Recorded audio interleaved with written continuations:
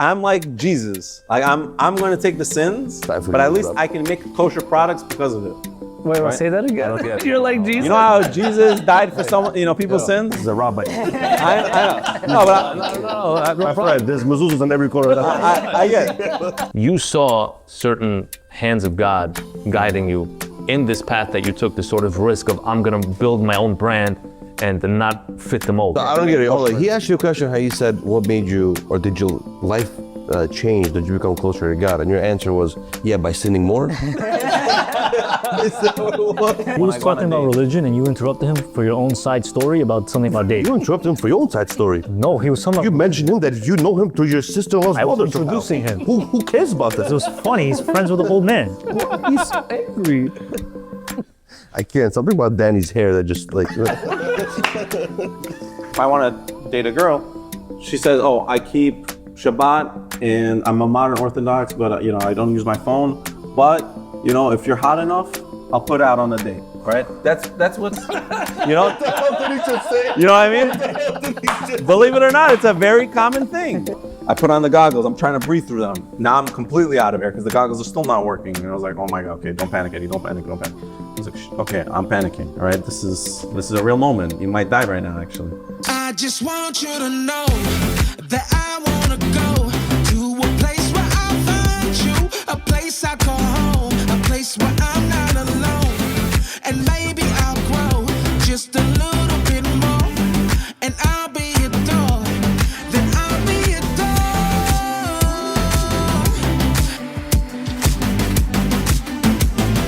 Welcome back to the Kosher Controversy Podcast. We are set up a little different today because we have a very special guest today, our very first honorary guest, Edward Eliasov, also known as... Better known as Eddie, but also Uncle Edik. Are you actually an uncle? Do you have a nephew? Okay, yeah. So it's legit. It's legit. You guys know him as Uncle Edik's Pickles. Makes a great product, although I will say it's a little spicy for my taste, but I'm sure there's plenty of people. He has the mild one. Oh yeah? I gotta try it. I never tried the mild one. I have it every week for Shabbat. Oh yeah? Every week. Okay. Thank you. Thank you for supporting. Thank you for having me, guys. I'm very excited to be here. We got the usual panel, my good friend Danny, Mike, my brother Ilya, myself, Yosef, and today, right in the middle, the spotlight, we're gonna have hopefully a meaningful, interesting, entertaining, and informative conversation with our good friend Eddie. Any opening remarks before we jump in? Just want to say Eddie is best friends with my sister's father-in-law. That's why he's here today. Okay. Eddie's best friend. So he's like a 70-year-old man, right? I'm close friends with a 7-year-old guy because we play shish besh a lot. After his son got married, he had no one to play shish besh with. So I formed a relationship with this elderly senior citizen. Is he your neighbor or something? No, he lives like a half mile away. And he calls, and he has a very funny thing. His name is Grisha. Whenever he calls, he never says hello and he never says goodbye. He gets straight to the point. The first question. This is when I talk to you if you're not married, right? All right. Tell a little about yourself. All right, so I'm Eddie. I also known as Uncle Edik. I have a pickle company, which I started about 6 years ago. And it's Pre-COVID or? Pre-COVID, I started making pickles. And I was saying earlier, before we started filming, that I love cooking, and I've been cooking since I was 6, 7 years old. My mom was always having me help in the kitchen. And one of the things that I like doing was creating. Mm-hmm. Nowadays I'm cooking 2 or 3 times per day. Wow. And I'm always, whenever I create a recipe, I always change it. I'm never reading recipes and doing it exactly as it's written, always changing. How did you know your passion was with pickles? Out of all the things, you said you're a cook, you cook a lot of different things. Yeah. How did you land on pickles and what is this, cabbage? Cabbage, yeah. Yes. But ultimately, why did I feel like it's because I used to work on Wall Street. I worked on Wall Street for 7 years, studied financial engineering. You went to Columbia, right? Went to Columbia University for my master's. Hold on, what is financial engineering? It's really complex math applied to finance. And it was a very small class. There were 70 people. Most of them were from China, France, and India. So basically, it's data that you take from the past and try to predict the future with. Yeah, you take data, Sounds like data analysis, right? Like yes, and then you apply it. So all my classmates are basically millionaires. They're like heads of different divisions. Are you a millionaire? It depends how you value what a millionaire is, but yeah. So you could have been one of them. Yeah, But you said, 100%. I don't love this. I love pickles. It's not that I didn't love it. One of the things that makes life very interesting is creating, right? So God, for example, had 6 days of creation and a day of rest, right? And if we want to, mimic God, and if you want to be in His image, Emulate. one of the things that makes life fulfilling is creating. And this is an avenue that I found to make creation, to create pickles. I'm not being the first person that ever made pickles, but I'm making it a little bit better. You're making your own version. And I'm making my own version, and I'm sure all of you guys have already tried it. No, I respect that a lot. I do, because you do what you think outside the box. You didn't follow the mold of all the other people doing the same 5 jobs that you mentioned earlier. Yeah. Right. Right now, Bukharians are going for about 5 jobs, and I think it's time for us. Can I guess State Can I guess them first? Yeah, go ahead. Okay. Well, I'm cheating, but you said dentistry, Yeah, God forbid. nursing, Nursing, yeah. Lawyer, pharmacy, Pharmacy. lawyer. Yeah. cash event. We're taking your sweet time here, bro. I was not gonna say cash, I was gonna say real estate. Yeah. I mean, listen, there's Not a job. Anyone can be in real A estate. realtor, whatever. Anybody could be in. No. So was I right? No. Yeah, I mean, there's maybe 6 or 7. What happened to jewelry and barber? Yeah. And cash advance is a big one as well. Oh, he's saying recently. He said recently. So Still in barbers and- existence. Yeah, but know, now but the barbers new and jewelers there's a have new been phase. There's a new yeah. phase of The new phase are in the top 3. Yeah. Let's just not say it's from our friends back home. Don't There's an ultra concentration of people. So another thing that makes me really like this job is that I try to inspire Bukharians to try to do something different. There's a lot of people in our community that like baking. There's a lot of people in our community that are artistic. Back in the Soviet Union, prior to that, very musical people, right? There was so much artistry. The way we made our clothing was so there was so much art and beauty and all that stuff in our community, and now it's just completely focused on these 5 or 6 jobs. Maybe because they think those jobs don't pay. You can't be a painter. How are you gonna really make money as a painter? But when we It's more of a risk. hobby. So let me challenge you for a second. You're not married, correct? Correct, yeah. So married. Oh, guys, hit him. Girls, I should say. Sorry. So married. So married people have a little bit more pressure in terms of they gotta provide. Yes. So they'll go with those safer bets, those safer jobs, the dentists, the pharmacists, the lawyers, right? Yeah. In order to provide for their family and children. I don't think it has anything to do with the people themselves. I think Phil has to do with a lot of the push from the parents. No, it's still the people. I don't think it's has to do with any push. I think it's. Because the parents want them to get married earlier, right? No, I mean, no. Yeah. The reason I went into medicine is because my father raised me from the minute I was born. You're going to be a doctor. Your sister's going to be a lawyer, and I'm going to get away with things in life. That's what my dad used Didn't to. really work out that way. I'm a nurse, and she is also a nurse. So there you go. You're both not practicing as Both of you are not practicing as nurses. No, Somehow she's you're not both practicing rich. Nurse, what? Thank you, but no. At the end she's of the day, still it's from God. With your path. So I want to get to that because he did mention that you said before we started recording, you saw certain hands of God guiding you in this path that you took, this sort of risk of I'm going to build my own brand and to not fit the mold. Yeah. Can you tell us a little bit more about that? Right. I had no idea what I was doing. Right. When you leave a field, imagine the field you're in, and you decide to go to a field that's completely different. So and anybody would want to be in your position in that field that you were in, right? I'm sure. Yeah, It's like this was top of the this line. was my dream job. I had my dream job, right?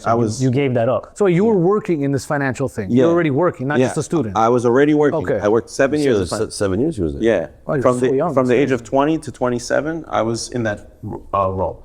So for 7 years, I was in this field, and I got the dream job. So the last 4 or 5 years, I was literally in the penthouse of a building. There was 16 of us on the field, in the floor.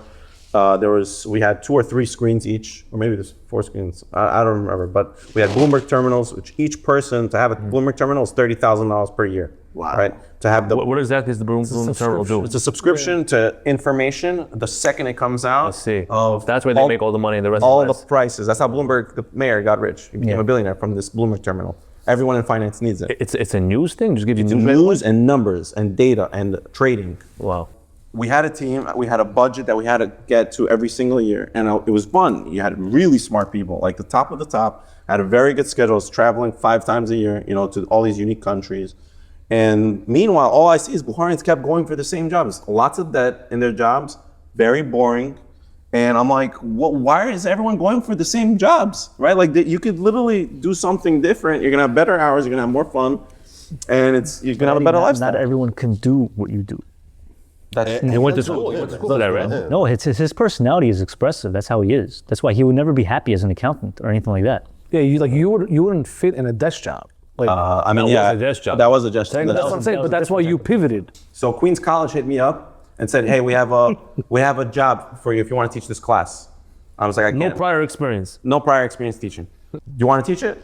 I was like, "All right." So I interviewed. I basically taught a class to the heads of the department, and they're like, "All right, you're in."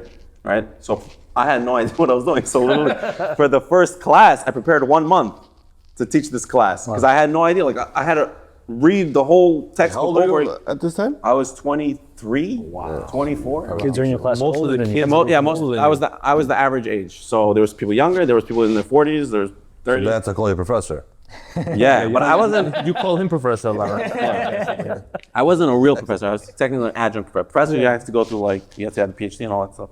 But I was an adjunct professor. So what I did was I taught a class. Hold on. How was the pay though? Terrible.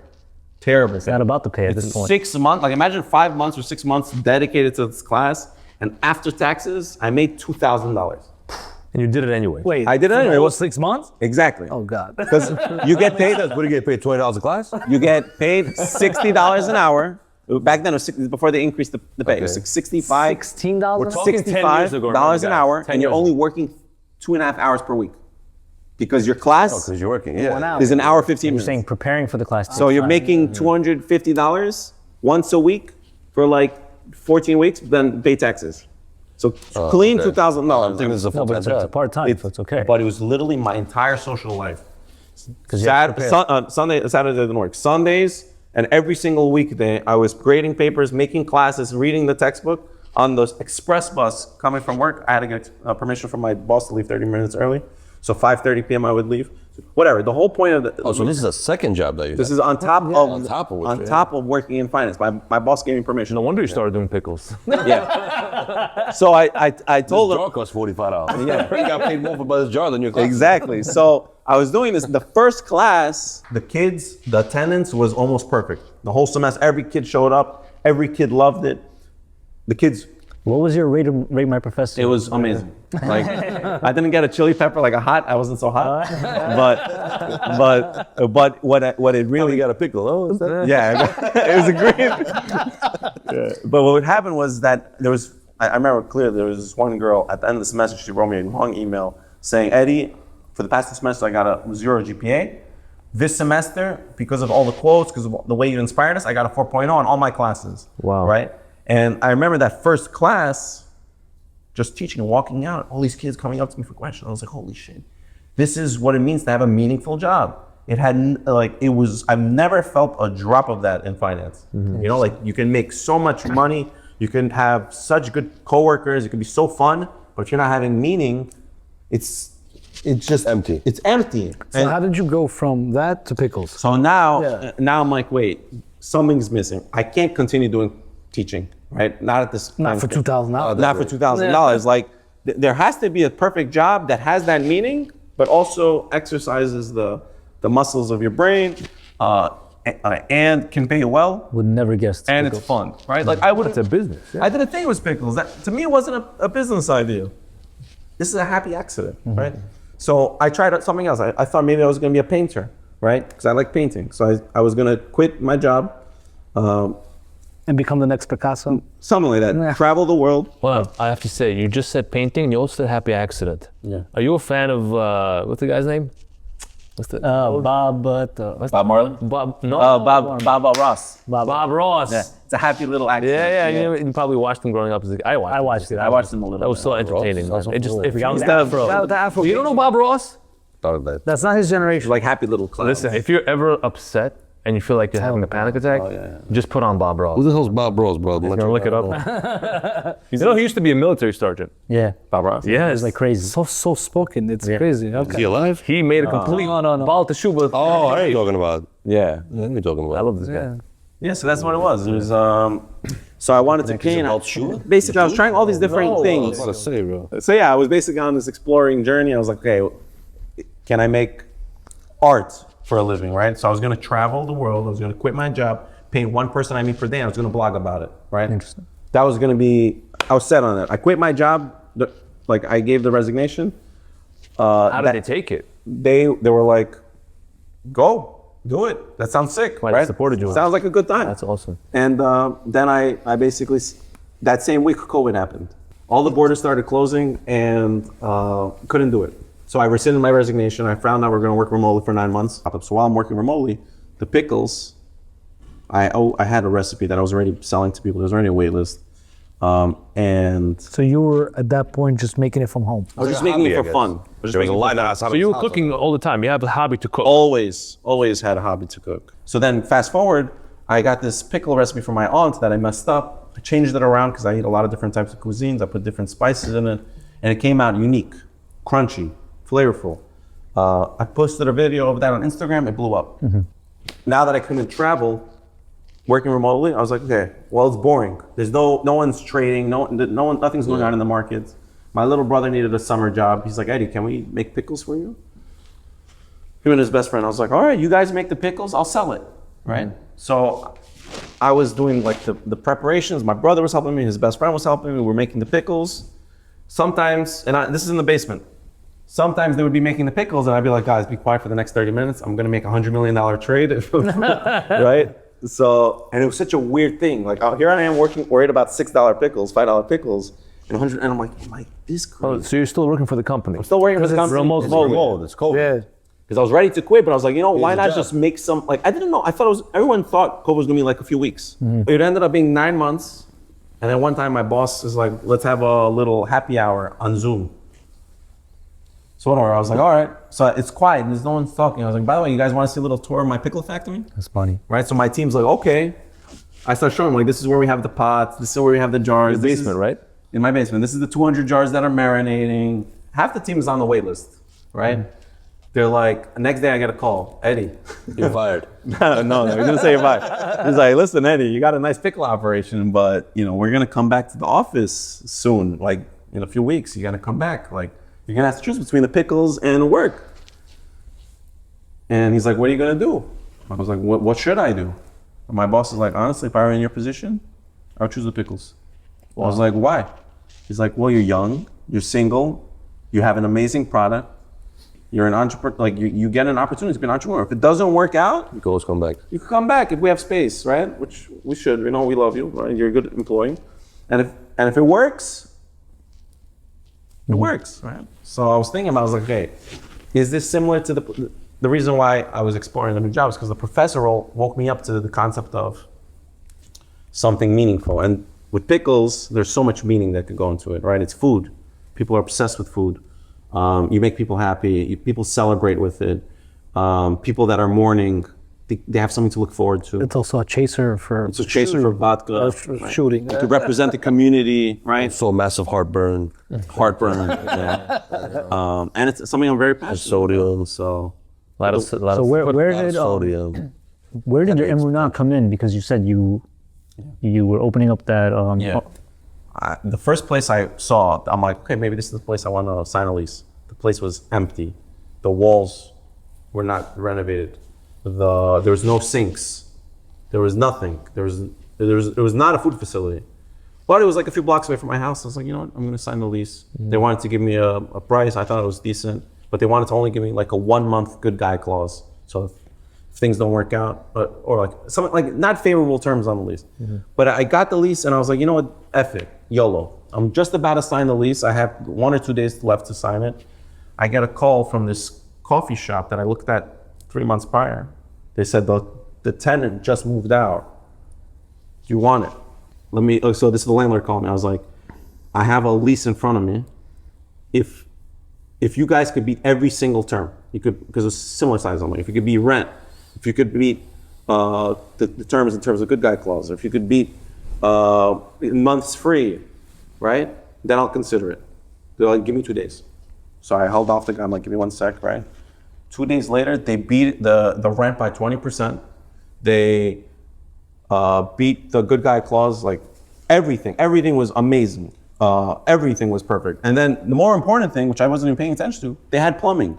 They had every sink I need. They had 3 compartment sinks. They had a hand wash sink. They had 2 hand wash sinks. They had a really good location. You guys know where the store is, right? So, so now I got the store. That was a miracle. That was miracle number 1. The second one was just the process of making pickles. There's so many questions I had. Like I had no idea what I was doing. For example, the dill that goes into all the pickle jars is a very controversial ingredient because it has to be checked. Yeah. Right? It's very highly infested with bugs. Yeah, it can be very infested with bugs. Which is prohibited. Yeah, you can't have bugs in It's not kosher, put it that way. It's not The kosher. Torah prohibits eating bugs. Yeah, so How many lashes?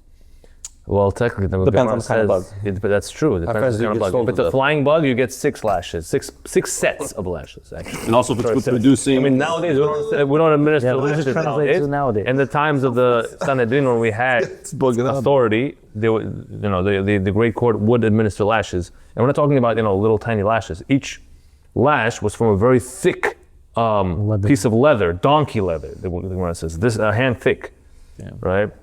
So it was bad. Let's put it that way. Yeah, so we got one bug. So the problem with the dill is if you have a mashgiach come check it and you keep it in your fridge, it's gonna go bad in a few days. It's gonna wilt, so you gotta get the mashgiach to check it again. What do you mean by it's going to wilt? Like I want my dill to be fresh. I had the option of getting kosher check dill that's already freeze dried, not fresh dill. Right. Or I can have a mashgiach, but the mashgiach costs a lot. And if he checks a whole bunch of dill, in 2 days it's gonna go bad. It just starts because they check it, they make it wet. So if it's not used immediately after they check it, it's Yeah, going to go it bad. goes bad. So I had to come up with a process to preserve the dill. And have it checked at the same time. And have it checked. So it gets checked, and then I can preserve it for 2 weeks. So I came up with a technique that makes it last 2 weeks after it's checked, so that now mashgiach can check a whole bunch. I pay him once, I keep the cost low. Right now, the dill in this jar costs 10 cents per jar, just the dill, and another 5 cents for my employees' labor to look at the dill and put it in. Per jar. Per jar, so it's 15 cents. That translates to about 50 cents to the end consumer. Because my cost, then there's the store's cost, or the distributor's cost, and then there's the actual end consumer's cost. Right. And it's basically triple what I pay. So that was another thing. I was like, okay, I have to get this figured out because the rabbis wanted to know, like, how are you going to do the dill? They wouldn't give me approval unless I had it all figured out. That was the biggest kosher sensitive ingredient Huge. in this. Yeah. In here. I mean, the cucumbers are fine. Obviously, it's the Here's jalapenos cabbage. fine. Cabbage is a problem. Cabbage is also very complicated. Yeah. So that was also a whole thing. It's easier to clean though than dill. Yeah, cabbage is easier. It's less infested, and also there's farms that are dedicated to cabbage being very highly kosher. Okay, Kosher hooked me up with a farmer that gives me like a pallet at a time, especially during the summer where it's mostly infested. They deliver to? Yeah, a pallet. So your goal from the beginning was to make sure that everything's made the highest kashrut and the Yeah, highest make it kosher, make it because I want to feed my people. Right? I remember when I was doing it for my house, everyone was.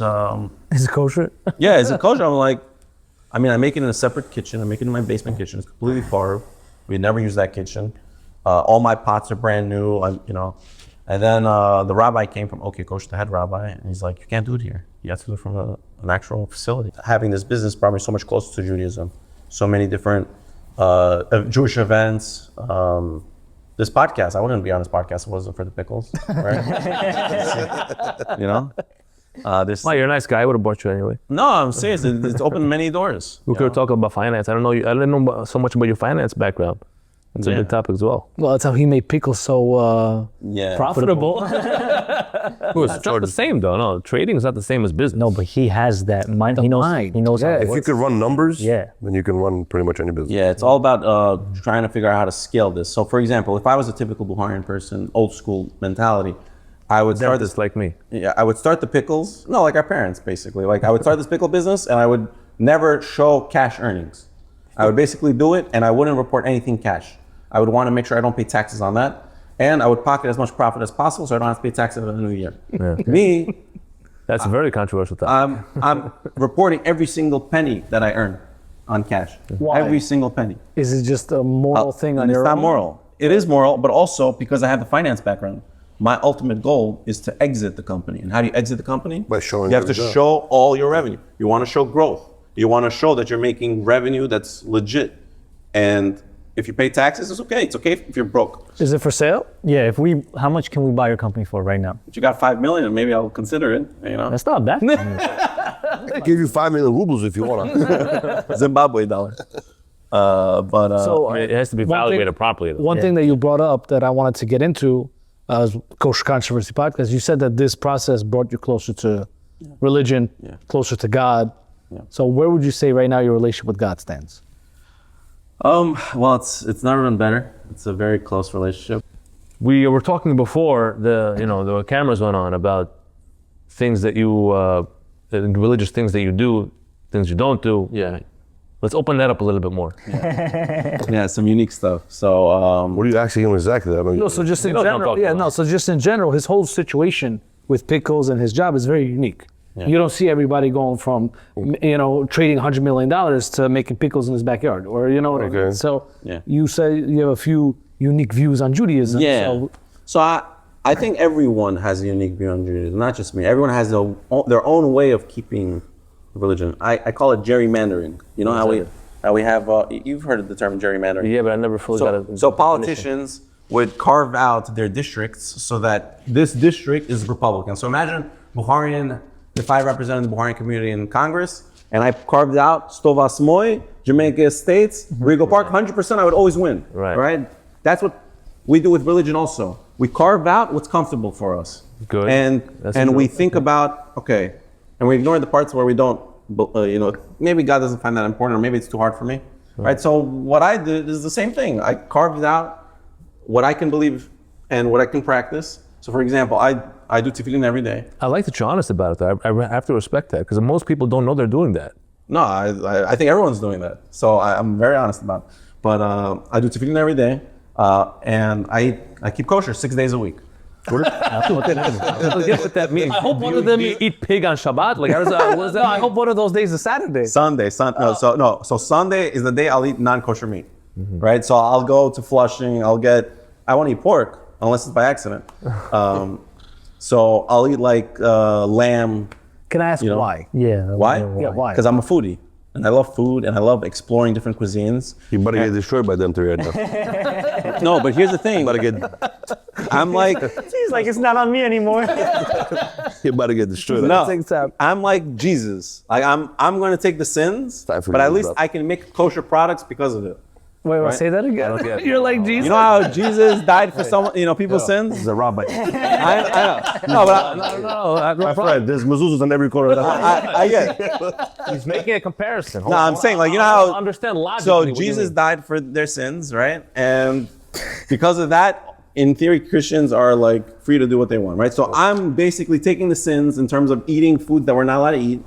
I take the best of their foods and I'm trying to create a pickle. How does Pickles. your pig translate to a pickle? You're rationalizing and you're trying to say, basically what you're trying to say, if I understand it correctly, is let me try all the different non-kosher flavors out there so that I can produce a kosher flavor for the Jewish community. so that you guys can eat better. That makes zero I sense. prefer you not to. No. Listen, so for You do example, the same thing with in the other way there's around. a Vietnamese, like think about all the delicious foods you guys have had. You guys had Indian food. You ever had Indian? haven't. You've never had Actually, Indian? no, I haven't. Okay, you've never had Thai food. I've had. Right? haven't. Not Never had Thai Thai food. food. I've had Indian So there is kosher Indian food. There's a kosher. It's usually vegan or vegetarian. I heard, there's in But restaurant. that's the sprinkle thing. Like, curry on imagine everything. This is someone vegan made. Like, if you go to Israel, you're I'm gonna not a find. foodie if you can't tell. I can imagine. But what I'm saying is, like He's Japanese. The only guy I know that got Last time married. he ate in was 6 weeks ago. Have you ever had sushi? Yeah. Okay. I don't like Do you sushi, think though. there was ever a Jew that grew up in Japan Sure. and kept kosher? Sure. That's not the guy that brought sushi to us. Probably not. It was doesn't probably a goy, like a Jewish person, just like myself, that was willing to try something non-kosher. And he's like, you know what? I can make a business out of it. I can make it kosher. Right? And now, literally every single event we go to, there's sushi. That's because one person took the sin and decided to. So I don't get it. Hold on. He asked you a question how you said what made you, or did your life changed that you become closer to God? And your answer was, yeah, by sinning more. Is that what I understood from this conversation? Yeah, I mean, That's what I know, bro. like I said, I'm gerrymandering it. So in some ways I'm getting closer, and then in other ways I've always been the same. It's not like I became more prone to eating non-kosher meat. I grew up eating non-kosher stuff. Yeah. I mean, But what I'm doing is now I'm keeping certain things that I've never kept before. Okay, so I don't come from a religious family. Can I ask none you a of us. question? Wait. I asked. Okay, wait. I know you have 25,000 questions. What makes Sunday different than every other day? Well, my boys are around town usually Sunday, and if Peer pressure. you know, it's like if I want to hang out with my boys and get something unkosher. Like yesterday, I was at a birthday. Wait. So if it's Tuesday, and you're not, let's say, around any kosher, you're not gonna have non-kosher food. No, I'll eat like fish, but I'm not gonna eat. But if it's Sunday, you will. You will go to town. So hold on. We have to. Okay, we said a lot here, guys. No, we're talking about non-kosher food. No, but I want to clarify. Hey, he just picked 6 on, days. It guys. could be any 6 days, bro. No, it's specifically Sunday. Yeah, I stick to that. Sunday, Taka. So like yesterday, I was at a birthday. Sunday should be called. Yeah, Sin day. To make it Sin day. How about that? but every day used to be a sin day. So this is a progress. You gotta No joke, that's growth. growth. No, that Straight is up, yeah, Let's deal with this one. Can I want to ask one question? I'm sorry. Eventually, do you think that all 7 days you'll keep kosher? I think eventually, once I've tried every cuisine that I want, and I'm like, "Всё, хватит." Until every restaurant closes down. I just want to understand. No, but what I noticed is that it's actually very healthy to keep kosher, because I restrict myself from eating unhealthy foods. Because if you're keeping kosher meat, you're less likely to eat fried chicken. You're less likely to eat a Philly steak. Fried chicken. No, but you don't have access to it. You're talking about fast food. fast food. You're talking about. Yeah, or like hamburgers or sandwiches. You're just not close to it. Right, but there's kosher versions of all of that. I know. That's a big misconception. That's a big Saying it's less available. I hear Less you. Fine. available. So like I'd rather just cook food at home. Good. Because I know I cook better than most. I hear you, kosher but most people think that kosher food is more healthier. Not necessarily so. Yeah. Oh, that's. People who eat kosher their whole life, you get diabetes, you get all these things. Spiritually yes, more no, I think it's more deep fried than the regular. Yeah, margarine, for example, on steaks is terrible for you. Of course. Butter is probably much more healthy, but But I want to say this. So anytime you have progress in terms of your spiritual journey, it's always a good thing. Obviously, you cannot become a full Torah observing Jew when you weren't raised in that environment overnight. We understand it's a process. We all went through a process. Still go through. Right? But one thing that helps us go through that process is to be honest with ourselves logically. It works for me. So if I were you, I would talk to myself. I have this conversation with myself the following way. I would look myself in the mirror and I would say, I keep kosher most of the time. Right? Kosher. What is kosher? Again, there's levels of kosher. You said you eat fish in non-kosher restaurants. That's not necessarily kosher. But let's leave that out on the side for a second. Take a deep breath, Hills. Hold on. No. You guys said a lot. I stay quiet. Now let me hold on a second. Sentence. So hold on. So you're having this conversation with yourself. I keep kosher most of the time, 6 days of the week. 1 day I don't. Why do I keep kosher 6 days of the week? What would you say? What would be your answer? because I want to. Because the Mushgiach won't give him the license if he doesn't, that's why. No. Nah, I just started doing it on Rosh Hashanah. So like the year What before. inspired you to start doing Well, this? so the year before that, I decided to start doing tefillin. So like a year and a half ago. So there's always something. And then this past Rosh Hashanah, I was like, all right, let me start keeping kosher, but not every day, and not when I'm traveling. So was it less days before? Was like- never. It was So literally. you went from never to 6-1. That was Yeah. Okay. Yeah. It's a big step. That's a big step. That's 6,000%. But I want to add that to pizza too. I just 6 finished what I had days. to say. Pizza or pizza, kosher pizza? Will you eat? No, I eat non-kosher pizza every day of the week. Oh, so it's only meat, just you're meat, saying. meat. It's a big step. No, I want to understand. So I want to just jump in for one second because I know where he wants to go with it. But yeah. Let him But I'm finish. saying- You're a bug out of Okay, you know what? I want you to finish because then I have a defense for him. Okay, so whenever, actually gonna defend you. Whenever any of us take on a mitzvah from the Torah to keep, right? The idea is we're fulfilling command of our Creator. God wants it to be a certain way. He knows what's best for us. He created us, so we want to bend to His will. That's the idea, right? So the idea is in the Torah, there's no such exception that thou shalt keep kosher 6 days and not 1 day, right? If you take one subject, again, there's 613 subcategories of mitzvot. You want to take that one of kosher, great. The idea is that you should try to take it as a whole package and not try to, what you said, you're honest with your gerrymandering, right? Yeah. So as long as you're honest with yourself and eventually you grow to a point where you realize that this is not really the most authentic way of doing it, You know what I mean? 'Cause- Yeah, but he has to come to that. It's not like yeah, well, of course, but as long as that's your target. So that's what I was gonna say. we can tell that Eddie is the type of person he hates listening to people. It's just like me. No, listen. I think I think No, I'm not saying people he here. hates. I'm not telling him what to do. I'm not talking about us. I'm talking about in general, religion or whatever. I don't know, other things. I think you're a big fan of authenticity, right? It just Creativity, really. Yeah, but just he likes truth. It's like he's not gonna lie to you just because that's what you want to hear. Exactly. You know, he's gonna tell you how it is. He just said, I keep this way because I want to go try the other things and I'm not comfortable doing it all the time. Yeah. But what I was gonna say in defense of you, he went from nothing to 6'1". So that's already a big step. The only problem is with where you would have the problem is if you would think 6'1" is enough. Mm-hmm. Like, okay, I'm keeping 6 days and now this one day it's my free-for-all. Yeah. And that's it. That's how I want to stay for the rest of my life. That's where the problem would come, right? Because you can't have that mindset. The mindset is, I came this far, I'm going to become kosher fully one day, right? So I think that's where you're coming from, right? That your mindset should be... It has to be in the right place, but at the same time, it doesn't make it, I'm going to make it clear to everyone at home, it doesn't make it allowed, ever. He never said it's allowed. You have to know that what I'm doing right now is wrong. It's illegal. That. Yeah. It's illegal. I'm sure you said that before. But other people will say, no, it's okay for me. God will forgive me. At his certain level, right? Eddie is now, right. I'm sorry I'm talking about you, but you just brought up the conversation. That's no, yeah. It's just at his level right now, this is what he's doing. You know what I mean? Everyone goes through this journey. Exactly. Everyone goes through this I know journey. that. Here, But we have to be kosher, honest here with is something else. yourself. He is honest. No, but this is the thing. He's very honest with himself. That's a good thing. But again, I mean, if you want, I'll invite you to eat with me on Sunday. all the time. Trust me, you don't have to save your time. But you know, the crazy thing is, unlike many, I'll say Baharians, because they usually, I'll give you this one example. I love the people that go, oh, when I go out, I only eat salads. You know, but that's actually worse because of the bugs that you were talking about. Yeah, But you see, you know so much about How about the people who keep Yom Kippur then go to Danny's Pizza right after Yom Kippur? Yeah. Same Big thing. problem. By the way, everyone should know, whoever eats non-kosher pizza, you're not just having dairy. Because a lot of these places put meat flavors in The sauce. the sauce, which is essentially you're having a No, they use cheeseburger. meat fats, not even flavors. They use fats Fats, and yes. flavors. And that's a lot more violations on the Torah level than just the dairy. So, little misconception. That's very true. Stick to eating pickles then. No, so I was saying you're in a unique situation where you know so much of the laws. It's Crazy, yeah. Yeah, and especially Passover production right now. exactly. I mean, I imagine you have to like kasher the whole place. on site the whole On site. the whole time. Are you okay yourself with eating bugs? Like you don't sell bugs to your consumers. I have a controversial opinion on this. Well, we would like to. This is the place for you to share. So I've witnessed a million times my mashgiachs washing, and God bless them.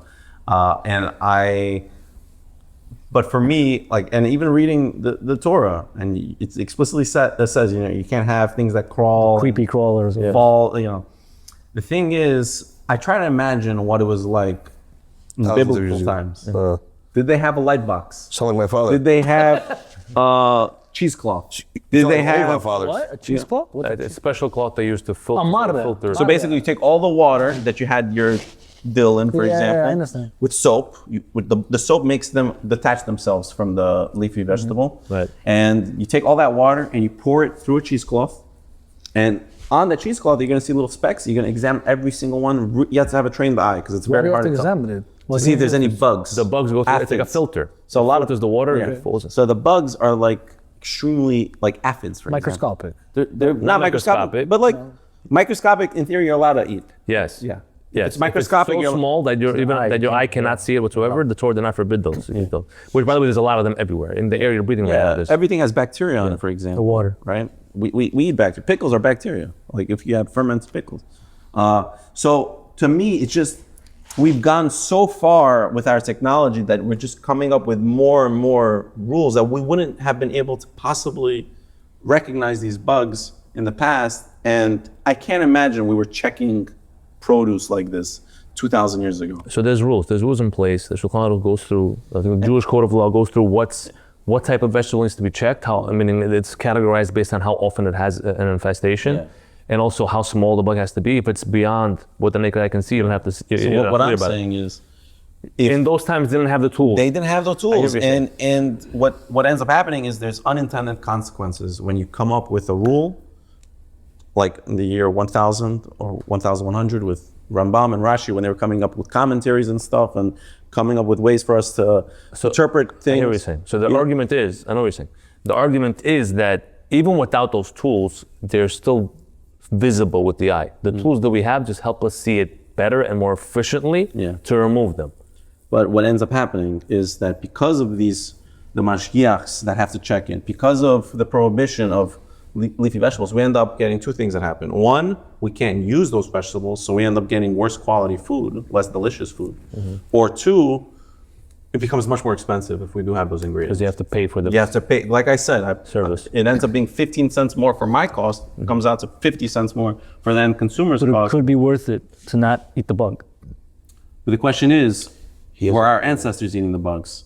They were, right? They We don't weren't. know that. I don't We know. don't know Maybe, that. maybe their They vegetables had- weren't as invested. They were held to a certain standard of their era, what they were able to clean at in their time with their tools. I think now we have better who tools. dictates that area, who dictates We're getting The times, and obviously we're not requiring microscopes and everything. We said anything that's beyond smaller than what the naked eye can see, you don't have to worry about that. That's But permitted. everything that you just spoke about, like the was the cheesecloth and then the light box.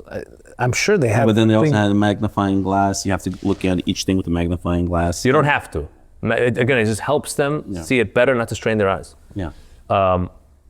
One method before I saw written down before was they used to hold it up to the sun.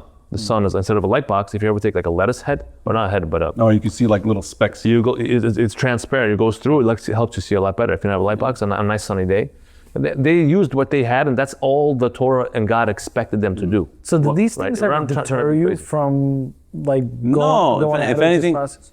it motivates me because I know no one else is doing this. No one else is being no one else in the Bukharian community is going to go through all this trouble to make a top tier product. You know, they'll do like a half butt version of this. So one cheek. Yeah. You know, like one butt cheek version of it. You know, like no one's like. I remember when I released the product, my dad's like, "Ты чё хочешь продавать агуси за $5?" This is from my house before, when it was no profit. It was literally for free. He's like, $5? Я могу это купить за $4. Кто будет покупать за $5? Yeah. Now it's like Translation. now it's like $12. Oh, sorry, in English. You're selling my pickles for these pickles $5? I buy them for $4 at the store. I mean, yours are better, but why would anyone spend $5? Right? Well, the logo. I think you've learned also. You mentioned before that you've had your best month so far. So you said right. Every month is killing the last. This in particular days, this weekend has been the craziest weekend. And that's despite the price. Yes, So that's what I'm trying to show you. These are expensive pickles. You know that, I know that, right? $15. But No, it's premium though. 12 to 15, depending. But especially during Passover. religious Jewish people who value it shows how much they value the Torah. They're willing to spend the extra $1 to get a product that they know fits their standards. So I'll give you an example. It happened today. Kashrut. I'll give you an example. It happened today, right? There's this new restaurant on Union Turnpike, and my sister ordered samsa from there. So usually, how much do you think one samosa? That's what it. How much do you think one costs? $2. Meat. For 50. Let's go ahead. Kosher one? Not kosher? Yeah. No. One samsa. I don't know. I haven't. What does this mean? Get out of here. $15? The samosas. 15, 20 bucks? For one? Also, you know, they don't. $4. $3-4, right? Yeah. What? So she bought them for $7 each. So then she asked the guy in the front. It's a new place. They just the big ones though. Whatever. They're like this size matters, bro. And they're like, and they're like, oh, she's like, why is it so expensive? Not kosher, let me guess. No, they're like, oh, the meat that we use is Bet Yosef. Bet yourself. So, but she bought them. Yes. So the thing is, I feel like with our community now, people are understanding and gaining that knowledge of this. Chosrot in the world of meat and like you said with the salads and pickles. So people, you have to, at the end of the day, you have to pay for it if you want the. Oh, you don't have to pay for it. Listen, there's a lot of people that are against his prices or those prices. If you want It's to not- eat meat in our community and you want to keep Bet Yosef, you have to pay the price. This is someone in the industry telling you what he pays to keep it kosher. Yeah, but he's not choosing to pay that. He has to pay that in order to because have people the expect it. certificate. That's No, right. People don't give a crap. What do you mean? Respectfully. I wouldn't buy it if it didn't have In order for him to have a certificate, that's what the company requires. I can imagine also that the certificate also costs you a lot of money. What do you mean? Certificate is less. Meaning the Hajj, but The most Yeah, of expensive thing course. is Passover mashgiach. This month, I'm going to spend $10,000 on a mashgiach. On one. On just one, imagine to be there now every single day checking. Stop. Yeah, but Just he's for not 1 month. choosing that. Passover. What do you mean? He wants to sell this product on Passover. In order for him to do that, just to make this product, he has to spend $10,000 to give a moshgiach to clean the deal. Right? Wait, stop. I understand what you're saying. So now he has to make this jar, not, well, how much is this jar? If you don't mind asking. That one, But for us. for you guys, No, is no, like- no. Retail. For you guys, How much would the store sell this? for a Passover version, No, non-Passover. non-Passover, it's 10 to $13. Okay, 10 to 30. Now, how much for Passover? It's gonna be 15, 16. I charge $1.50 more. So I imagine they're going to charge $10 more. Because No, they're gonna charge on it. about $2, $3. Okay, Yeah. so now I have to pay $3 more. But do you understand why? Because he has to spend $10,000 just for the certification now. But we're willing to pay for it because what other choices do we have? You're saying there is no choice. I'm saying there is choice. I'm saying there is no no, choice. I'm not saying there is no choice. I'm not saying he is not willingly, happily doing that. He's doing it from a business perspective. I have to do it in order for production to continue. That's how it works. It's not like I went to Losing. Did you not hear that he had just his most successful weekend? forget. He's not losing doing it. He's not losing. Yeah, he's not losing anything by Boy, so what's the problem? He's happily doing it. What I'm trying to say is, His customers it's, want it. it's like I can go to you, but like, yo, I want to buy your Honda Pilot. How much you offering? 10,000. Why would I buy it from you? If his same Honda Pilot is offering for 8,000, they don't have that in the Kashrut world. I'm from that world. They don't have that. You're trying to say there's no competition? Yeah, There's no option. There's no option. If I decided not to do Passover, I would have 1 month with no sales. Yeah, there's no option. He's doing it. Not because wait. He needs to do it to survive. Yeah. You have OK as the kashrut. Yeah. Did you shop around? OU? I looked at OU, I looked at Star K. Right. I liked OK Kosher because they were the first guys that I met. I really liked their head rabbi, Rabbi Hanoka. Very nice guy, very understanding, very patient. I also speak with, Were they the best deal for you? it was a good deal, but also they I felt like they were reputable enough and global. Yeah. Meanwhile, OU was a little bit more expensive, or a lot more expensive. They were also reputable, but at the end of the day, I was thinking, I was like, well, it's just pickles, right? Like, if it was something like dairy or meat, then maybe people would want the OU. But for something, and OU, I'm not sure where its headquarters is, but I know Manhattan. OK Kosher is in Brooklyn, and it's Chabad, and I love Chabad. You know, like So does Tucker Carlson. like some really, but the thing is, they work a lot with each other. OK Kosher and OU and all these agencies, they communicate a lot, especially during Passover. Like, for example, absolutely. the garlic. Stark for is also example. very, very reputable. Stark. Yeah. So the Stark, I think, is Baltimore, I'm not sure. Baltimore based. But the garlic, for example, is certified by OU, and then every Passover they have to call OU rabbi, the head rabbi, to make sure that it's permissible. And So I'll be honest with you, like with what you're saying about this, a lot of people would get deterred by this process to even continue doing stuff like that.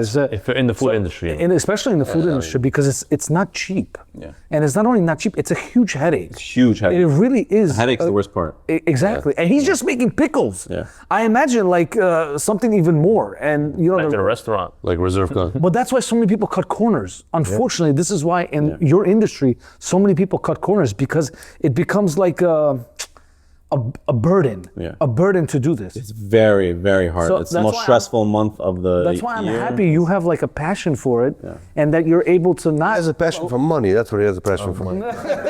If I wanted money, I would have stayed in finance. I'd I be was much just about to richer. say. I'd be much richer. But what ends up happening is that this is a very complicated process, and because of that, the shelves are empty on Passover.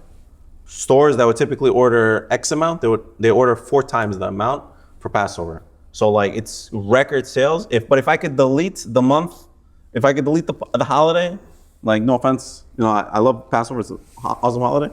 But from a business perspective, I would delete it. I wouldn't want to. Well, I'll tell you why they with it, order you know, 4 times more. 'Cause I'm from that world, as you know. It's because, let's say, if you're in a supermarket and you have 20 different pickles, now comes Passover, those 20 different vendors won't produce kosher Passover pickles. Yeah. So if only 5 of them produce, they gotta have to make up Exactly. for the Yeah. other 20, you Exactly. know, so they buy from you. And it's a 10 great times month more.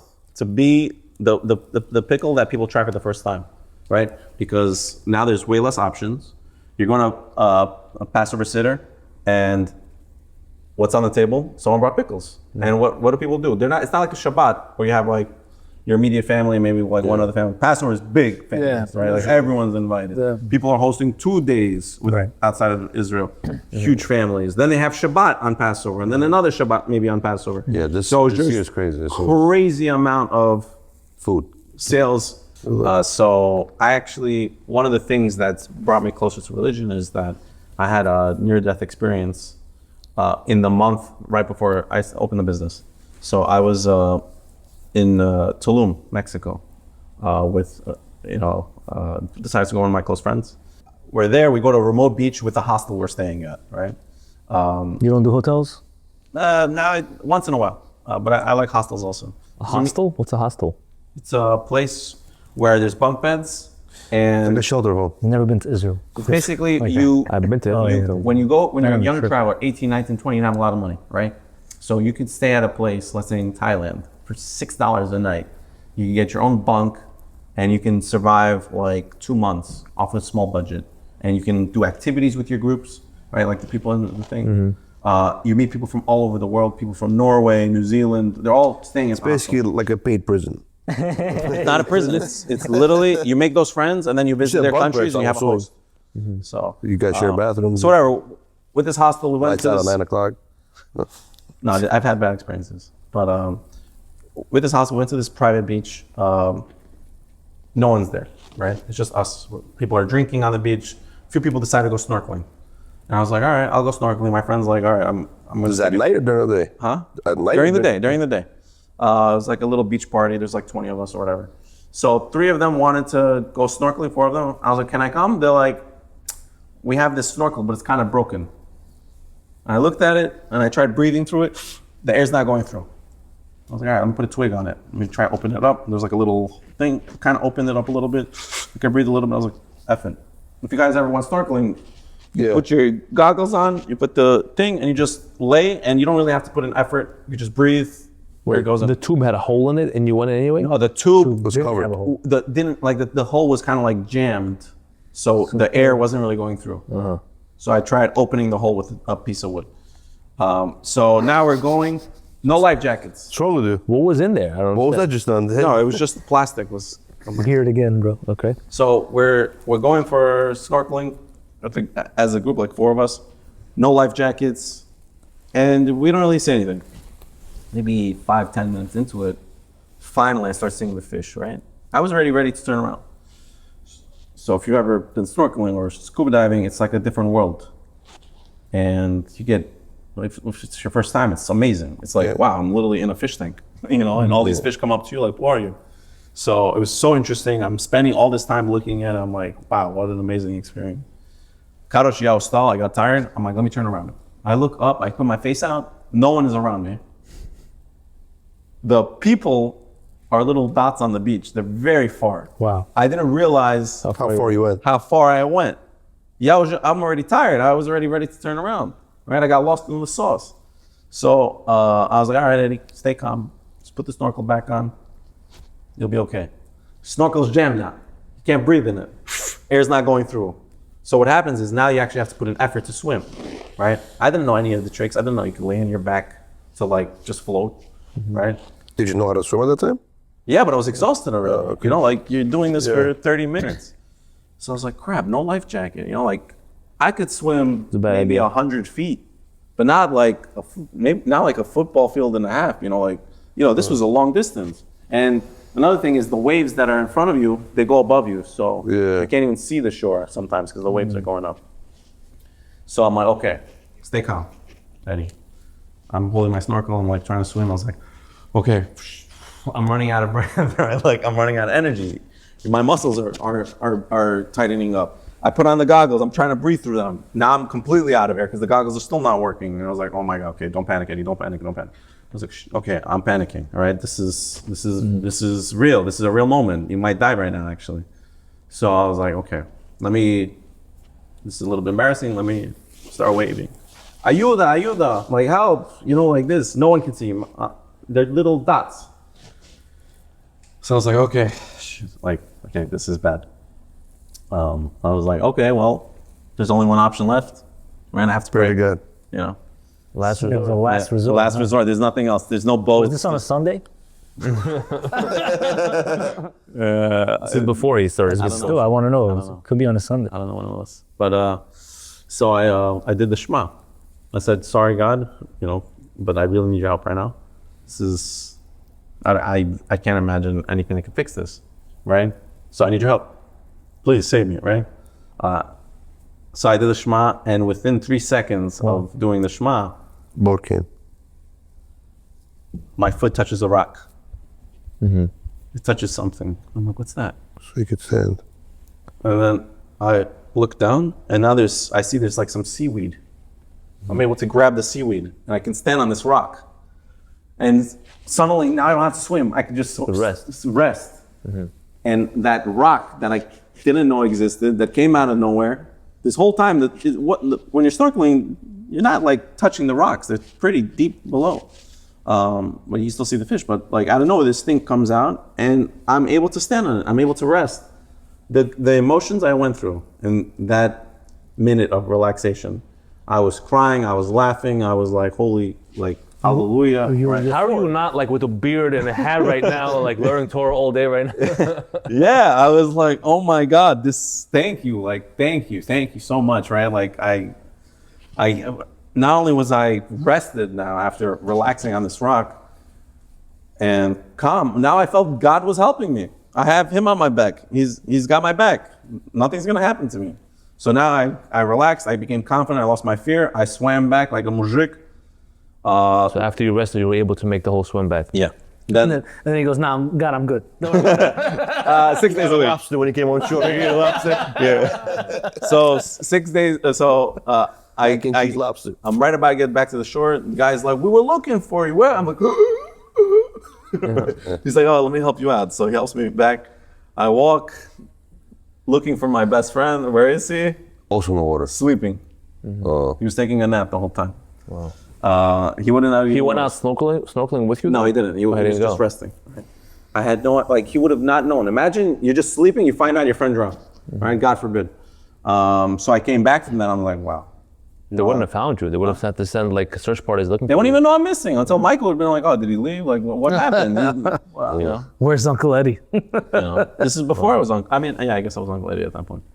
But that made me realize, because like, I wasn't really religious or anything. Like, I always had a little tinge for it.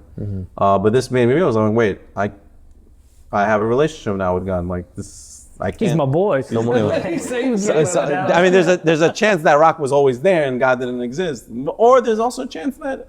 Right. It's about the way we look at it is that coincidences don't happen that often, and we look at it as divine supervision.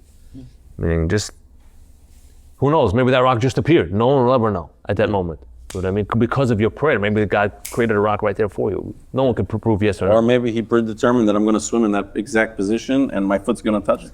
There's a million different possibilities. You know, I studied math, so for me, probability of that happening is so tiny. Exactly. Is it non-zero? No, but it's so tiny. Right. Exactly. And that's where faith comes in. That's what we have to understand. Okay, was this just a coincidence or was it divine? Can I ask you a question? So you said you don't work on Shabbat, but do you keep Shabbat? No, Not yet. not yet. I keep it to a certain extent. My family never kept it, so for me, keeping it as alone is a very lonely thing, right? And to me, I love visiting my nephews on Shabbat, right? And they live in Long Island, so for me, family time comes first. And eventually, when I have my own family, I do want to keep Shabbat, right? But that's another thing. The way we keep Shabbat is also a very new thing. Back in the day, What do you mean by that? Yeah, what do you mean? so 30 years ago, And who's we? When you say we, all of us, like right? Bahraini Jews or Jews in general? Jews in Every 2026. Jewish person that keeps Shabbat today Okay, is keeping it much different from the way we kept it 30 years ago. Why? 30. Okay. Think what life was like 30 years ago. No, not 30 years ago. 30 years ago. You want 30 years ago. 30 years finish ago. There was no phones, Okay. right? What's the biggest thing when it comes to Shabbat for most TV, people? phone. The phone. Oh, you're talking the about phone now is or the 30 hardest years ago? thing Now. compared to 30 years ago. The phone is the hardest thing for most people. But the thing is, with Shabbat is so much more. And That's not what he's trying to say. What I'm saying he's is trying to say. that the difference of lifestyle of someone that keeps Shabbat versus not keep Shabbat 30 years ago wasn't a big difference. No, it was. TV was the Still phone. watch TV, yeah. TV was the phone. That was a big thing to give But up for still, everybody. like, I don't watch TV, right? 30 Because you years have ago, a you phone. would. It's because you have a phone, exactly. No, but still, like, I have books and all that stuff, but No, but what he's trying to say is you don't watch TV now because you have a phone. 30 years ago, there's no phone, you would watch TV. Yeah, so that's what they had to give up. There was always something. but Everyone had to give up it's something. less. Some- Phone, but TV is not as an addictive thing right now. Like 100 years ago, the problem with Shabbat was cooking, right? They didn't have electronic, but they had cooking, problems with cooking. They And had ways around it. But what I'm saying is that people 30 years ago, the lifestyle difference of someone that kept Shabbat versus not kept Shabbat wasn't such a large lifestyle difference. Yeah, you're saying this has changed society, This- and we're all addicted to this. That's what you're changed saying. What I'm everything. saying is that people that keep Shabbat now versus people that don't keep Shabbat now have a huge difference in lifestyle. Completely different. It's a huge gap. Right, okay. Versus people 30 years ago, if you kept Shabbat versus not kept Shabbat, it was a small, But you just didn't have it's to a turn big on deal. TV. No, it's a big deal to not work. It's a big deal to not go to work. I never work on Shabbat. But there's right? a lot of people that still do. So what I'm saying is that there's just a larger gap today, and the gap keeps getting bigger and bigger and bigger as technology advances, as we become more dependent on technology. And But technology also helps us keep Shabbat. You know, they didn't have timers. exactly. Made things we have easier too. You're not understanding what you're trying to say. So enlighten us, Ilya. What are you trying to say? What was he trying to say? How to say is, I mean, literally the way he said it. 30 shit. So Say it you how- don't, you don't know. 30 years ago, life was different, guys. It's that simple. We get it. This We is know. a major change. Yeah. 30 years ago, People are addicted, but we didn't have cell phones. Or, Okay. I don't know. All your kids have iPhones. No, they don't. No. They will soon. I don't think so. I know so. Your kids have iPads? We let, You know what we had? We We had regulated. chalk. We had chalk. We drew a box. Bro, you had your PlayStation. You didn't play We your have PlayStations. We did. Get your point. That's what he's trying to say. In order for a person to keep Shabbat, I think what he's trying to say is it was kind of easier to keep Shabbat 30 years ago than it was now. Is that what yeah, you're so trying let's to say? say, let's There's say, a lot of blockage. It's very in front of simple. you. Turn it off and put it away. so let's say You you're, understand that. We understand that. Like, is this your God or is God your no, God? I don't here's the understand. thing. Back in the day, you have friends. How'd you visit them? You knock on their door, right? Yeah. His house all the So- time. His grandma gave so- me looks. Again, he's back. Imagine now you decide to keep Shabbat. Your friend's calling you. They're like, wait, why isn't he picking up? Right. Right. They're not People knocking. don't do that anymore. Yeah. So it's a big gap.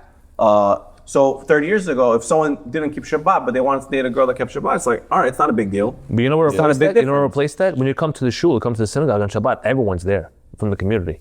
Like instead of the phone, that's how people communicate. Everyone knows, okay, at this time to this time we're gonna have the meal. This time that's when we're gonna pray. We're gonna learn. It's a Shabbat schedule in the community where I see so many people on Shabbat. I lose, thank God, I lose count. You know what I mean? I see so many faces that I don't. Yeah, because it's different. So you get into a rhythm. For many years. Yeah, but you get into a Anybody rhythm. can get into And look, you live and enjoy Those people who don't keep Shabbat in the shul on Saturday, they feel like they're lost. They feel like they're shy all of a sudden. They don't know what to do. You know, Maybe in the beginning. I'm telling you, because they're embarrassed. But Over embarrassed, they just lost. They don't know what to do. over time, especially in our neighborhoods, there's people on all kinds of levels. Exactly. So the guy on this level will be close to the guy on this level, and he'll talk to this guy, and it's a chain, and eventually it becomes one big thing. There's no outcasts. We all say hi to each other. Still visit each other's houses too. No, you guys live far, bro. No, but And basically, the people point I'm in trying to make is that when it comes to dating, or what ends up happening is that maybe there was two pools of people. There's the people that keep Shabbat and the people that don't keep Shabbat. Now there's so many different levels to Jewish, right? So like if I want to date a girl, she says, "Oh, I keep Shabbat and I'm a modern Orthodox, but I don't use my phone. But if you're hot enough, I'll put out on a date." Right? That's what you know. You know what I mean? Believe it or not, it's a very common thing. It's so sad. Shabbat. I thought he was about to say, if you don't keep Shabbat, we can work on it. No, that's what I'm saying. It doesn't make sense. I mean, everyone gerrymanders in their own way. You know what I mean? Doesn't want to say it. Doesn't want to say it. You like this gerrymandering thing. But it defines the way people keep religion. Oh, listen, honestly, he's right. I mean, it's a true fact. it's You just tough. said it. Kind of Very like saying unfortunate. both. Not easy. But it's the fact of life that you can't fit a lot of people now into a certain box or a mold. Yeah. Everyone's their own. And there's too much division because of that. And because of that, a lot of people aren't getting married because this girl keeps religion slightly more or different than this guy who might just as God-fearing, but keeps it differently. I've never looked at it like that. and then It's actually really crazy. It's literally what I've been trying to tell you the past. I think most people have their like top 5 things that they don't that is like non-negotiable. But you know the And funny everything else is funny like, thing is people they can work think with that You can't Isn't be it- too strict on your standards. You gotta say, I know, want but- this, and this. The rest I can work on. I don't think it's him being strict. I think it's the girl I'm being just saying, strict. like, I'm not strict. Like, I try to adapt. If a girl says she's an atheist, for me, that's a red flag. But if a girl's a little bit, you know, maybe agnostic. She said she's an atheist only on Sundays, that's fine. Yeah. Yeah, but no, there's literally, like, I'm 33, so I've dated a lot of different types of people, everyone's got their own version of our religion. Everyone keeps it differently, right? Can I ask Whether you a it's Sorry for cutting off, but very interesting question. Obviously, everyone knows who you are in the community now. Yeah. Whenever you, let's say, take out a girl or took out a girl in the past who doesn't know who you are, I'm sure the infamous question was, what do you do for a living? Yeah. Pickles. Like, what do you say? I mean, usually they would know. He owns a $5 Or like- million company, he says. No, one. That's bleeding millions of dollars, obviously. Because I'll be honest, like, we're kind of in the same field. When I take out a girl or speak to a girl, oh, Ilya, what do you do for a living? It's very hard for me to explain. What? You don't know what to say? No, it's very hard for me to explain to I distribute food. What's the problem? What do you distribute? Food. What type of food? So you explain yourself. What kind of dentist is that? No, but it's like, oh, I did. You know what the problem is? You just don't want to go through anything. You just want to meet and get married. And skip everything in between. First of all, I'm talking to him. What did you get involved? Okay? How did you get involved in this right now? He's retarded, bro. He doesn't like questions. No, he does. He doesn't like questions. It's not questions. If you would listen to my question, you'd This understand. girl asked me, what do you do for a living? Distribute food. What dare you? food? That's questions to the date. No. I don't understand the Okay, problem. all right. If he wasn't married and a girl asked him, what do you do? I'm a dentist. What do you do as a dentist? That goes retarded if she asks my question. That's Hold on, let's see. He brushes teeth for a living. That's not true. What are you talking about, bro? What is so hard? What is so hard about answering a question about what you do? There was a point to it. You just ruined the whole point. No, it gets complicated because when I tell a girl I make I pickles, do pickles. What- they're like, I make pickles. What Wow. do you mean do pickles? I ferment pickles. What does ferment mean? Hold on, Ilya, don't you understand? Hold on. Do you want to get married or no? This is not about me right now. Listen, do you understand that I asked Eddie the question. whatever girl you're gonna marry is gonna ask you 1,000 questions a day? 1, 2, 3, you're all retarded. You just are quietly sitting there. You're all retarded. What is He just doesn't like them. Bro, Three you married can't people. answer a question. Our wives still don't stop asking us questions. Why? Yeah, bro. They do everything. Because you're a loser, bro. The problem is you don't want again. we let Eddie you, answer you the want to question meet for the him? girl and you want to get married. You want to skip. There was a everything in whole between. point for me to ask. There was a question leading to that. You decided to put. Ask your It's question. gone now. I forgot about it already. It's over. wasn't important. It's a very simple question. You can't even answer No, it. you reversed it on why I'm not married yet. Does that make sense? Listen, he's just trying to make a point that with girls you have to conversate. Okay, questions converse. I wasn't asking how to conversate with girls. I asked Eddie a You question. technically don't know how to do that. You're retarded. You had one girlfriend your whole life, bro. No, I did not. He had more, unfortunately. Okay, can we not? Yeah. please. My wife watches Eddie, this. can you help Ilya here? I can What help should he Ilya. answer to the girl when she asks him? no, I honestly think you're retarded, honestly. I think we help. I think that shirt's too tight on you. How am I still sweating, bro? Are you okay? you guys want a pickle? I'm hungry, but I'm about to open this up. You guys, He's not gonna like you. I mean, No, can we split it? We we already opened this. can you get some forks, bro? How do you? Yeah, I'm gonna stop the podcast to get your book right now. what happened? No, I thought Mike. Oh no, yeah. Oh, the smell is good. You never had a What is You it? had it on Shabbat a million times. I know I've had it before. Yeah, I didn't have dinner. I had such a good question leading up to it. You guys ruined it. Anyways, You were talking about just dating asked- and About about ask you what you When a do. girl- He when was I go on a talking about date- religion and you interrupted him for your own side story about something about dating. you interrupted him for your own side story. No, he was talking You about. mentioned him that you know him through your sister-in-law's I was brother. somehow. introducing him. Who cares about It that? was funny. He's friends with the old man. He's so angry. I can't. Something about Danny's hair that just like. Crazy, bro. He's just picking at a random. Sorry. I love it. Let's get back. All right. Okay, go ahead, man. So he just wants. I'm hungry, bro. This is what happens. I don't. No, He just wants to know, what do you tell girls when they ask you what do you do? I tell No, them there I was a make pickles. there was a question. Oh my God. Okay, bro. let him Hold on, answer forget that it. question. Okay, continue. I tell them I make pickles. Usually they're confused. They're like, "You can make a living off of that? Is that your only job?" And I'm like, "No, that's literally my full job, my full-time job." Are they satisfied? Are they satisfied? Do girls don't continue to talk to you because of that? Do they get turned off? Do you get turned off? I maybe like the low IQ ones. Like, so if they're very retarded, then they'll be like, oh, He just says what I say in a very low tone. you know, like if they're very low IQ, they'll be like, he probably does, you know, that's not a good job. Stable. Right? But if they're medium or if they're really intelligent, usually the intelligent ones are the ones that actually gravitate towards it. They're like, wow, that's entrepreneurial, Yeah, it's but creative, yeah, that's yeah. passion, right? I would think the girl says, as long as it's making money, what isn't that a Pickles whole food distribution? No, because you got married 12 years ago. That's why you're saying that. And that's You your got married question. 12 years ago, Mike. And That's the whole point of what I'm trying to say. Mike, this is for you. Would you date a girl who makes more money than you? Or who makes more pickles than you. Why would you start this That's conversation? fine. Because I want to hear what he has to say. What's the problem? The thing is, with the pickle business, it's a business, so it's not stable, right? So for me, it's always, thank God, this year it grew 30% compared to last year, right? 2025 versus 2024, and 2026 is already set to be huge, probably even more, right? So for me, if she's making more than me, she can make whatever she wants, but I know eventually this business is going to be worth a lot, right? There's a lot of food companies. Bukharians typically have never seen a Bukharian company get sold or go public, right? We don't live in that world, right? Public with this? Lifeway Kefir is a Yeah. publicly traded company. It's not Bukharian though. I know it's not. Russian. I know it's not Bukharian. What I'm saying is that usually when Americans come to America, or like non-Americans come But to their America, story was like immigration. they have a select few jobs. Like Indians, for example, we know they own gas stations, right? Bukharians do barber or jeweler, right? Uber. And Uber, and my dad does Uber, right? And there's other people that do other things, right? Like Hispanics, for example, might do a certain thing, right? Asian people, Indians love being doctors also, right? So And 7-Eleven owners. but many of us don't know about the food industry. There's ways, there's exits, there's ways of scaling it.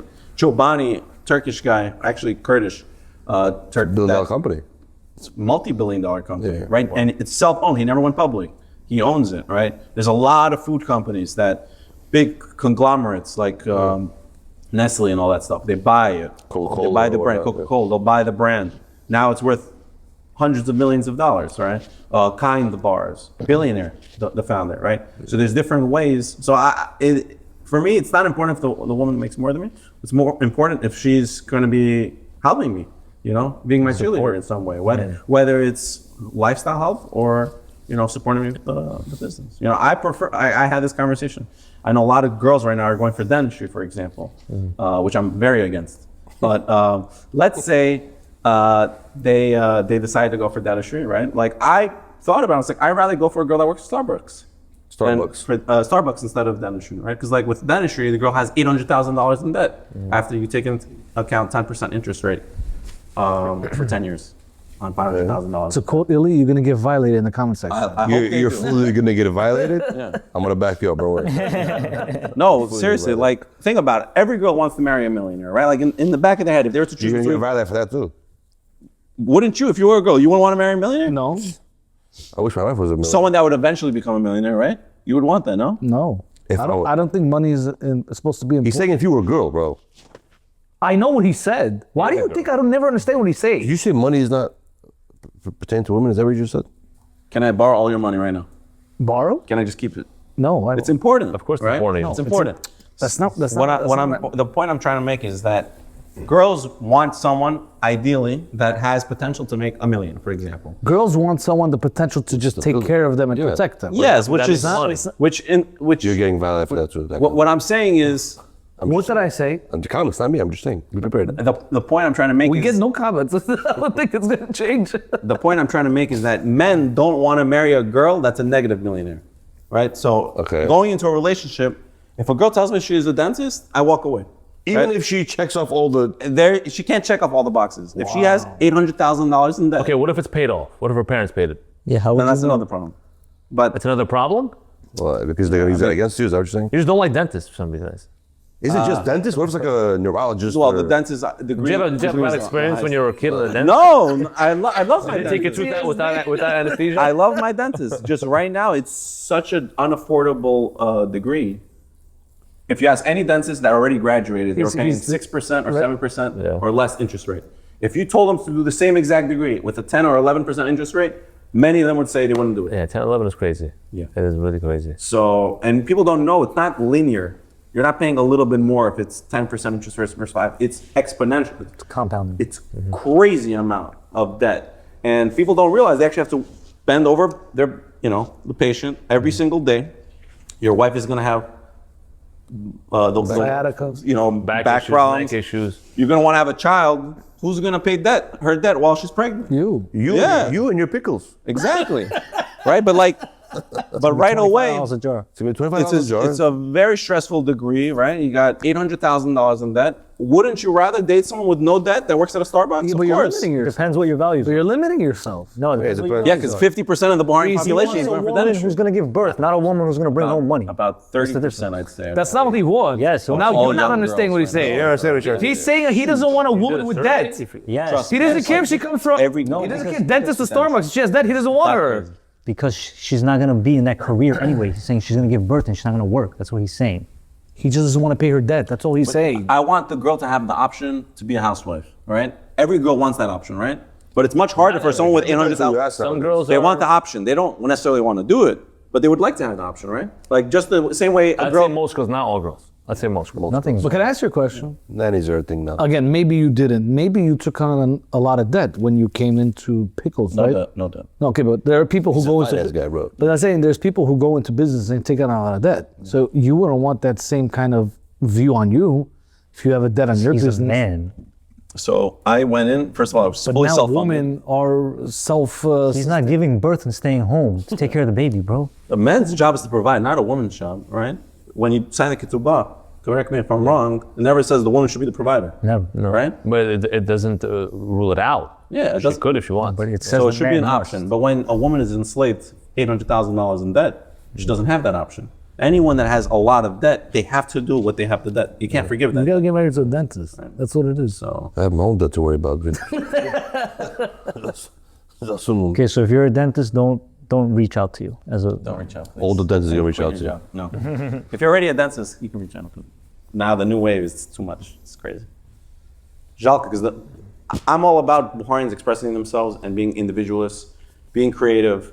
If I had $800,000 in debt or $500,000, there was no way I would be able to pivot from the job I liked to the job I loved, right? And right now everyone's going for a job they're gonna like, but not a job they're gonna love, and they're never gonna be able to switch. It's impossible once you have that much debt. Once you have that much, It's not impossible. but it's near impossible. It's hard. It's very hard. It's hard. Very hard. You know, like What happens if you just don't pay the debt?